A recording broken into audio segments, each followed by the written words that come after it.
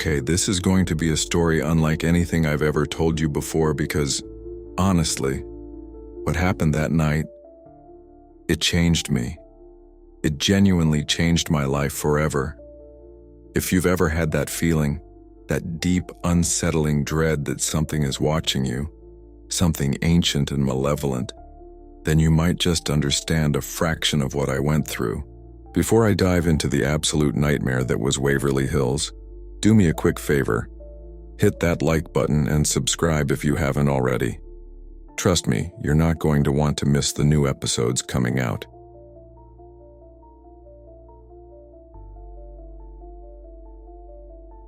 You know, for years I was that guy. The one who scoffed at ghost stories, the one who sought out abandoned places not because I believed in spirits, but because I was fascinated by the decay, the echoes of lives once lived. I called myself an urban explorer, an amateur historian documenting forgotten architecture. I've been in crumbling factories, derelict schools, forgotten mansions.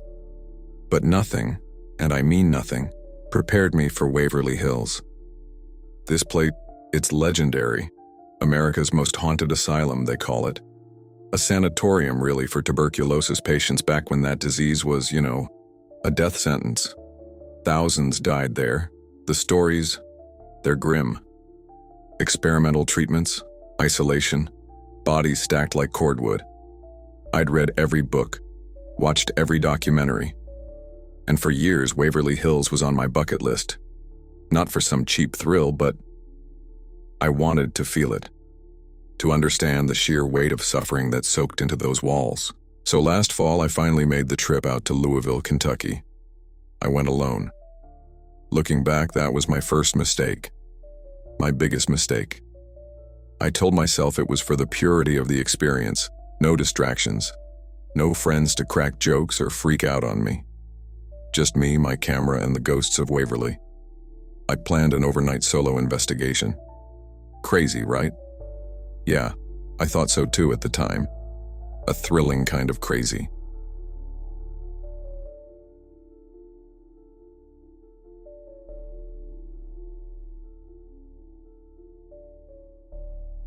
I parked my car a good mile down the road, away from any, potential disturbances.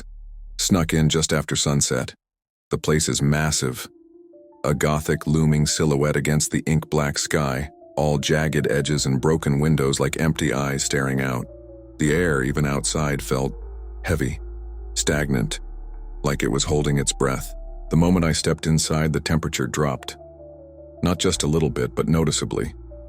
It was a crisp October night, but inside, it felt like an icebox. The silence in there was different from any silence I'd ever experienced. It wasn't peaceful. It was suffocating. A deep, profound quiet that felt like it was listening. I started on the first floor, camera rolling. Dust motes danced in the beam of my flashlight, looking like a million tiny souls swirling in the darkness. I was trying to be methodical, journalistic. I kept talking to the camera, narrating my steps, trying to maintain some semblance of normalcy. But then, I started hearing things, faint whispers, barely audible, like someone speaking just beyond the range of human hearing. At first, I blamed the wind whistling through the broken panes, or my own imagination. The building was old, after all, full of drafts. But then I'd stop, hold my breath, and it would just stop, only to start again moments later from a different direction, like they were moving around me. I walked past what looked like an old recreation room full of overturned chairs and debris. My flashlight beam swept over a child's rocking horse tipped over on its side. As I watched, the horse, it gently swayed, just a little. No wind, nothing. I froze, my heart thumping a quick rhythm against my ribs. I tried to rationalize it. Old building, vibrations from me walking. But the floor was solid concrete. I backed away slowly, my breath catching in my throat. That was when the prickling unease started to turn into something colder, something more akin to dread. I moved up to the second floor, then the third, where they had the isolation rooms and, the children's ward. That's where things really started to escalate. The air got even colder up there, patches of icy tendrils that seemed to wrap around you, even though the rest of the room was just cold. I started hearing the coughing. Not the faint whispers anymore, but distinct, dry, hacking coughs. A lot of them. They sounded like they were coming from behind the closed doors of the isolation rooms. I even heard what sounded like shallow, ragged breathing, like someone struggling for air. And then the groans. Long, drawn-out moans of agony, like people in immense pain. I actually held my breath, listening, trying to pinpoint the source. It was everywhere, and nowhere at once. I got out my audio recorder, the one I use for EVP sessions, electronic voice phenomena. I put it down in the middle of a long hallway, near what was supposedly the nurse's station. I just sat there in the pitch black, my heart hammering, listening to the suffocating silence punctuated by those phantom coughs. I was trying to convince myself it was just my mind playing tricks, but then I heard it, clear as day. The unmistakable sound of footsteps, not subtle creaks but slow, deliberate shuffles, dragging, like someone was struggling to walk, their feet barely lifting off the ground, and they were coming closer. The sounds were heavy, like a stretcher being dragged across the floor. I shone my light down the hallway frantically. Nothing. Just an empty, decaying corridor stretching into the darkness. But the sounds, they went right past me. I could feel the movement, a rush of cold air as whatever it was, it just passed. I was honestly starting to panic. This wasn't some draft, this wasn't my imagination, this was something else. I grabbed my recorder, my hand shaking so bad I almost dropped it.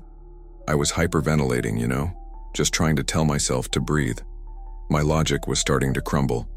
I knew I needed to get out, but there was this morbid fascination too, like I was being pulled deeper into the nightmare.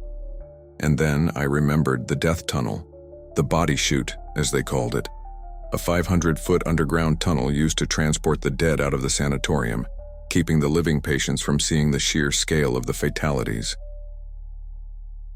I don't remember the drive home. Not really. It was a blur of shaking hands on the steering wheel, my mind replaying that touch, those screams, that feeling of being pinned. I just kept driving until the sun came up, until I was miles and miles away from that place. For weeks I couldn't sleep. Every shadow in my apartment seemed to lengthen, to twist into grotesque shapes. Every creak of the old building, every distant siren, sent a jolt of pure adrenaline through me. I developed this paranoia, this hypervigilance.